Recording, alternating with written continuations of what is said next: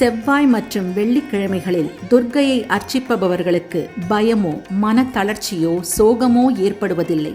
ஸ்ரீ துர்க்கையின் வாகனம் சிம்மம். இவளுடைய கொடி மயில் தோகை. துர்க்கையை 9 துர்க்கைகளாக 9 பெயரிட்டு கூறுகின்றது மந்திர சாஸ்திரம். குமாரி, திரிமூர்த்தி, கல்யாணி, ரோஹிணி, காளிகா, சண்டிகை, சாம்பவி, துர்கா, சுபத்ரா. சுவாசினி பூஜையில் சைலபுத்ரி, பிரம்மச்சாரிணி, சந்திரகண்டா, கூஷ்மாண்டா, மகாகௌரி, காத்யாயனி, காளராத்திரி, மகாதேவி, சித்திதாரி என்ற 9 துர்க்கைகள் இடம்பெறுகின்றனர். துர்க்கை என்ற சொல்லில் இத், உ, இர், இக், ஆ என்ற 5 அக்ஷரங்கள் உள்ளன. இத் என்றால் அசுரர்களை அழிப்பவள்.